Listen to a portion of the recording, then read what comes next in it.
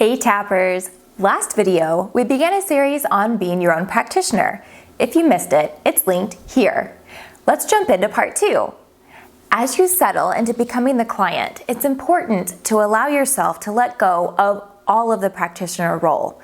Don't attempt to track your wording or your details while you're in this space. Does this mean that you might lose a few details? Perhaps. But remember, those details are to help someone who typically isn't you hit on the right buzzword or phrase or memory, and you can do that for yourself through tracking how you feel. If you have a sudden insight or a phrase that feels deeply impactful, do go ahead and switch roles to jot that down and then bounce back and keep going. But watch that line between occasionally bouncing back to practitioner and having it constantly being where you are, where you're filtering your tapping experience. This can be a form of dissociation, as you will then be spacing yourself from your own experience. If you notice yourself doing that, perhaps it's a sign that you need this approach in this issue to be a more gentle or a more broad view so that you aren't overwhelmed from approaching it. I have a video coming soon on oversaturation or overwhelm in a session and how to approach it. So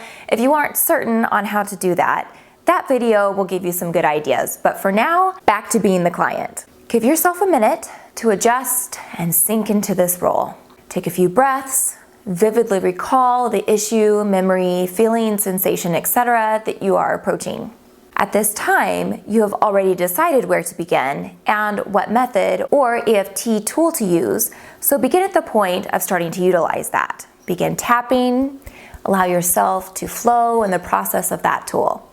For explanation purposes, let's say I chose to do the movie method, which, if you don't know, is a method you can use on an impactful memory that lasted no longer than 5 minutes. This is a fictional example. On my paper in the first video, I wrote down a memory of an argument between my parents on money. Let's say I've decided to use the movie technique to approach this. I won't go into the details of how to do the technique here. We can do that in another video. But for this technique, there is some exchange of detail between client and practitioner.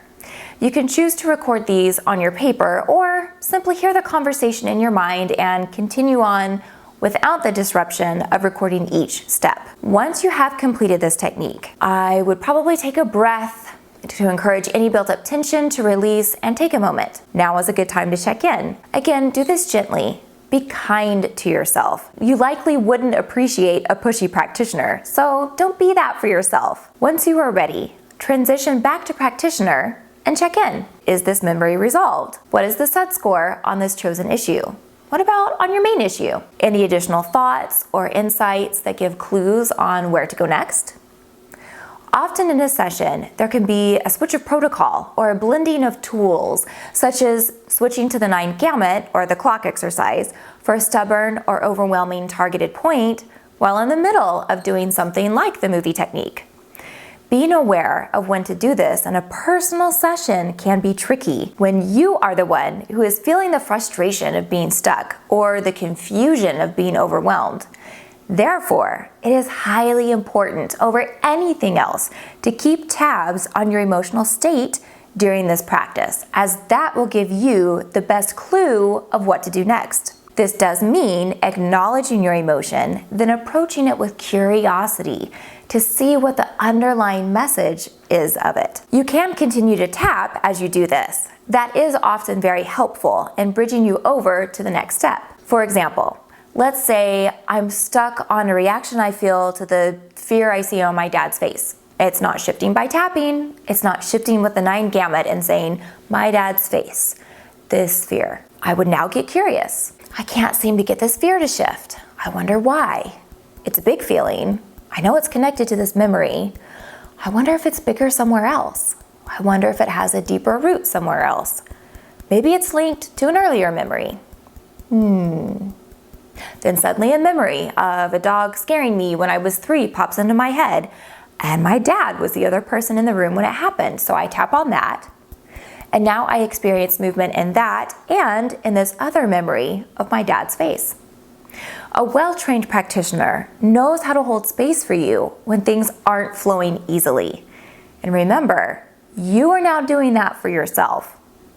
taking the stance of curiosity can really help facilitate that. Here's another very important tidbit. While you certainly have the freedom to take on any pathway you uncover, I will note here that it's very common to find dozens of possible pathways to explore every session. And the way of the certified practitioner is to generally keep you on target to resolve the issue decided on beforehand.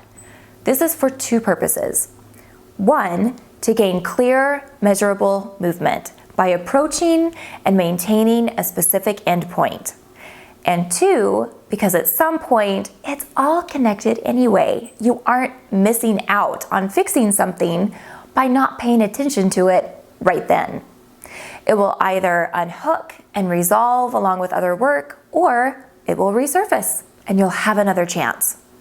This work isn't a one-time only situation. All of it helps. And having a succinct session that gives you measurable end results is highly encouraging. So while it is your choice, I recommend staying true to your chosen topic and driving that route deeper rather than being distracted by all of the tertiary topics that are sure to appear as you go. As you reach the end of your session, you'll want to reserve your last 15 minutes for closing. And that will be the final video in this series. I'll see you soon.